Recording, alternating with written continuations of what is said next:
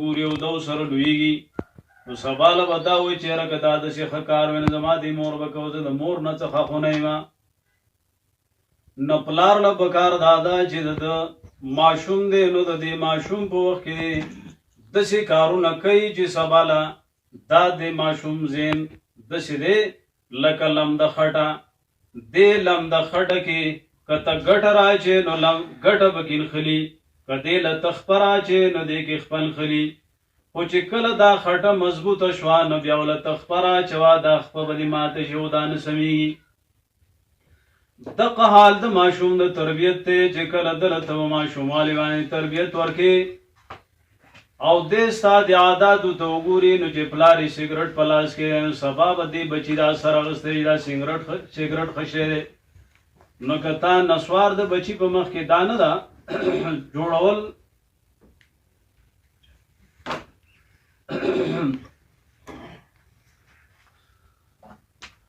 دا کارونه دا نه ده چې دا پښتانه نه کوي، دا د پښتنو عادات دي. خو که ته چېرته لګیا وې دغه عاداتي کول نو ستا دا زوی چې سبا له لوی شي نو به چې دا نسوار ښه شی نه وی نو زما پلار به ولې کول، نو که دا سګرټ ښه شی نه وی زما د پلار به ولې کول. نو هر ګناه چې کوئ کوشش دا پکار دی. ګناهګار موږ او تاسو ټول یو، دا موږ چې ځان دا خلک را باندې د نیکانو ګمان کوي نو زموږ ګناهونه ستاسو نه ډېر دي، خو الله پټ کړي دي. الله دې زما او ستاسو د ټولو ګناهونه دنیا او آخرت کې د مخلوق نه پټ کړي. نو غلطۍ پارچا کې خو بکار دادا چې نن دا ماشوم دی نو داسې طریقه باندې زندگی تیره کې پلار چې د دغه زندګۍ په وجه باندې دا بچی سبا لوی شي نو دته بیا ښه کارونه ښه ښکاري. نو د مور غېږ دا د دې بچي دپاره د لور دپاره هم د تربیت ځای دی، د زوی دپاره هم د تربیت ځای دی. پکار دا ده میندو تاسو بچي له پی ورکوئ په سنت طریقه ورکوئ. د ابتدا نه شروع داسې پکار ده.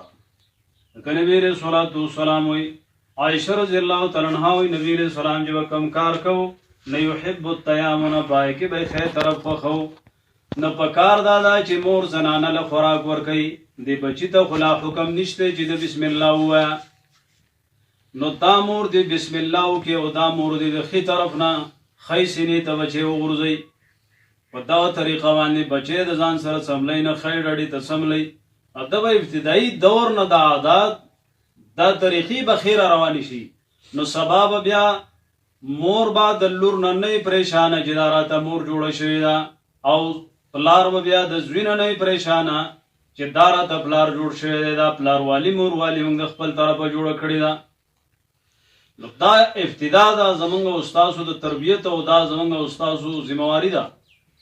نبی صلی الله علیه وسلم فرمایي الا کلکم راعی وکلکم مسئول عن رعیته. هر یو چې په تاسو کې څومره مشري ده په څومره اندازه نه د هغه د مشرۍ تپوس به د هغه نه کېږي.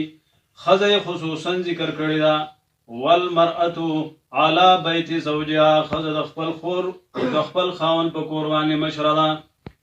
عموما دا د مسلمانانو زنانو ما تاسو ته مخکې وټک کړی چې ستاسو په سر باندې ذمہوارۍ الله ډېرې کمې ایښي. دا په تاسو نشته چې کور جوړ کا کور بدله خاوند جوړوي.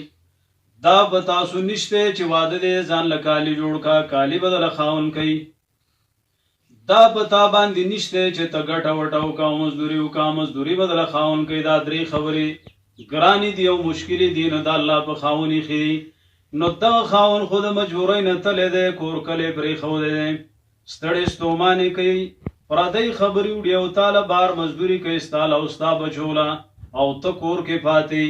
نو ستا په سر باندې دا ذمہواري ده د دې خاوند د کور چې د ده د بچو خیال وساتي، د ده د عزت خیال وساتي، د ده د حیا خیال وساتي. دا خپلې ذمہوارۍ موږ او تاسو وپېژنو ځکه ستاسو احکام اسان دي په نسبت د سړو باندې او مقام د الله تعالی ډېر لوی درکړی دی. ځکه سړی به د دې ستړو سره په جنت کې نو ستاسو ستړي کمې دي نو تاسو هم په جنت کې یئ. سړی به دنیا کې ستړي کړي دله به نبي علیه السلام قیامت کې سفارش کوي او ستاسو ستړي کمې دي سره د هغې نه به الله سفارش کوي. څه لوی مقام د الله درکړی. نو ما تاسو ته مخکې وي ستاسو د اسلام نه مخکې څه حیثیت نه و.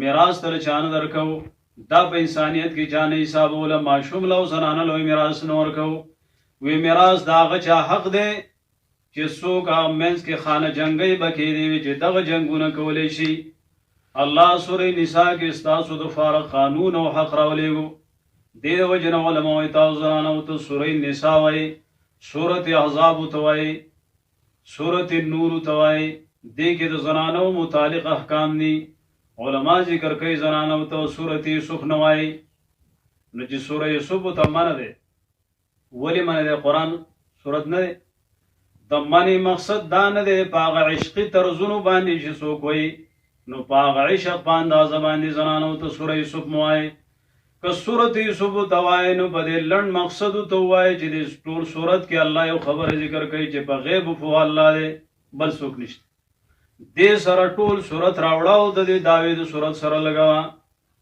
دې انداز باندې وایي نورو ته دا سورتونه دې د وجې نه وایي چې زنانه خپل مقام وپېژني او دا زنانه خپل کار وپېژني